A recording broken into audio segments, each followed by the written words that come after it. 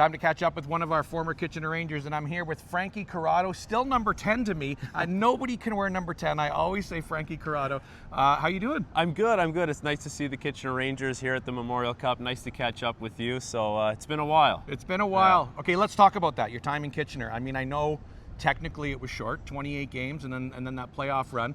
But when you think back on your time there, what does it mean to you? You know what? I think about the guys that we played with. It was a really tight-knit group, and you talked about how I was there for a short period of time, but it didn't feel like a short period of time. It felt like I had been welcomed there and spent a lot of time there, got to know these guys, and we all keep in touch still. Like whether it's Ryan Murphy or Ben Thompson or Ben Finelli, even John Gibson, all these guys, years later to keep in touch, it really kind of goes to show you, how special of a group it was. I saw you guys a decade later doing a car wash together. That's in Kitchener, right. Yeah, right? You guys washed my car. That's right. And I think Julian Melchiori. Yeah, he was back for the playoffs. That's right. I had just missed him, but I know him obviously from off-season training. He had set it up with Fennells, and everyone came through and got a car wash. It was a lot of fun. It was during COVID, right? Yeah. So now when I look at that team, so that team that went on a run in the playoffs and lost to a pretty stacked London team, I really compare that team to the Kitchener team this year.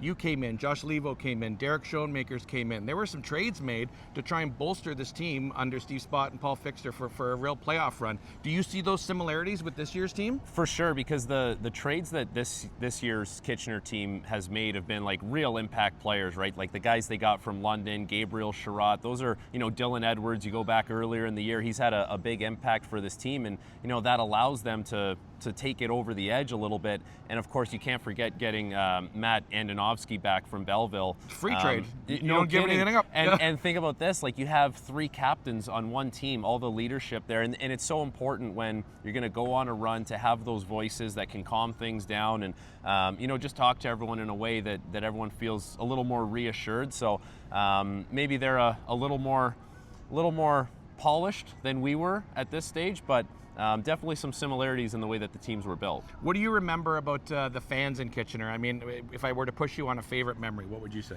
It still sticks out to me to this day. When we came out for every game in the playoffs, of course we're wearing the blue jerseys because halfway through the season you switch from white to blue at home. And whoever was running the game operations used to play that song, "I'm Blue, Dabba Dee, Dabba Die." You can't hear it now, can you? It brings me back to the odd every single time. And they had the noisemakers, and they would clap along to the beat with the noisemakers. And so that is something that sticks out for Come sure. On through, yeah, no problem. Walk on we're through. Just doing an interview.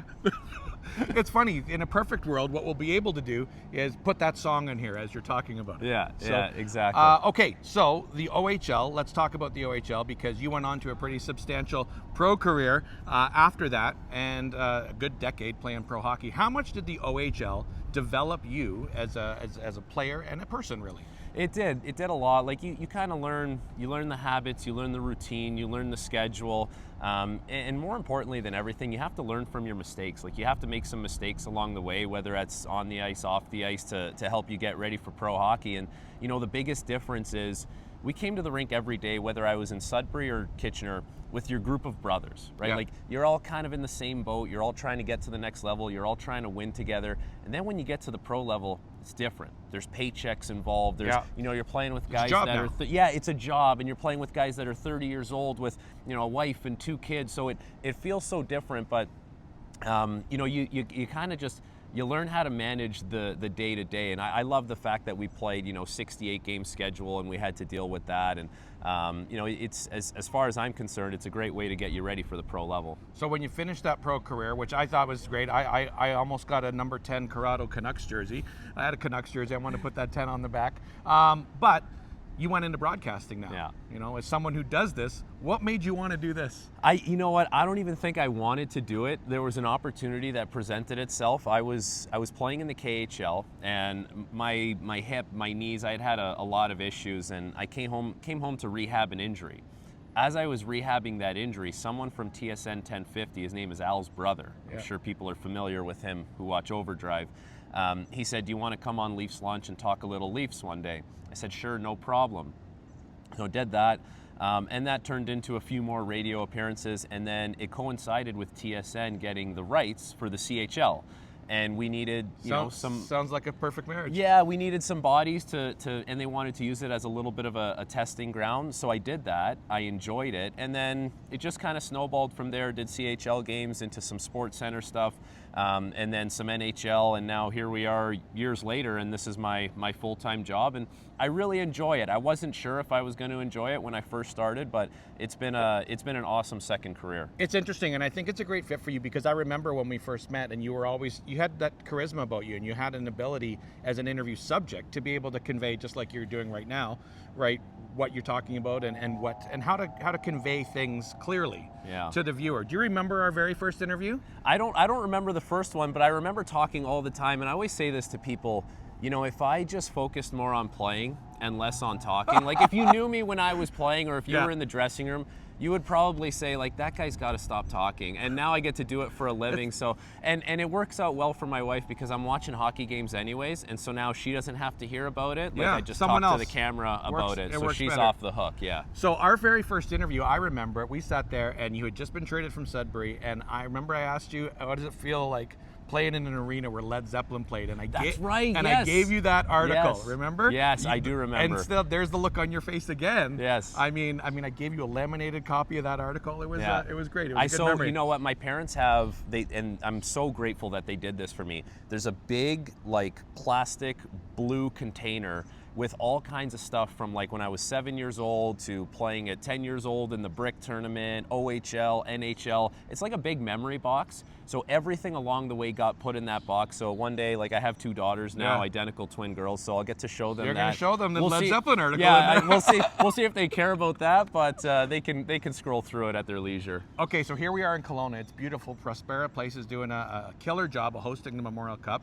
How are you enjoying the tournament so far? And maybe take your Ranger jersey off for a moment, and who do you see having the edge in this tournament right now? You know what? It's going to be really tight, I think, between Everett, Chicoutimi, and Kitchener. All three of those teams, obviously, league champs, and there's not that much difference, really, between all of them. I watch Kitchener play, and I think, like, that's a team that plays a pro-style game, and they're really built from the back end out, which, as you know, can lead to a lot of success. And Everett, we watch them play, and they are on their toes. They're just as fast up the ice as they are back towards their own net. Yeah. So there's not a lot of room when you play against them. And Chicoutimi's MO has been their forecheck and their tenacity, and that's how they generate a lot of their offense. So I think it's a fascinating field.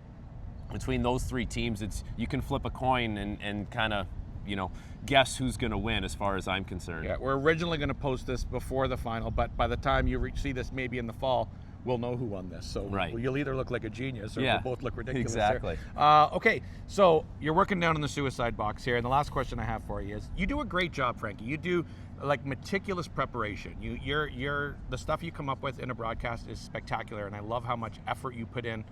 People don't know how much effort goes in before, right? Yeah, to be able to talk on the air. It's a lot of work for sure, like beforehand. And, I do NHL games as well, so I do about 35 Habs on TSN games. So usually to get ready to do color commentary, it's anywhere between 3 to 5 hours to prep for a game. People don't realize that. Yeah, like you have to make a lot of notes, and you have to know things on the spot, and you have to have it right in front of you. And you also have to know, like, what is this team's brand of hockey? And in the NHL, we know that a lot of times going in, but in the CHL, you have to put in the work to figure that out. So last question for you: when you're down there in the suicide box and you're an impartial journalist, but your team's playing, your old team, when the Kitchener Rangers scored, do you give a little silent fist bump on the side? I am absolutely neutral, third-party observer, especially when I'm down there. That's how I roll. And you know what? It's funny.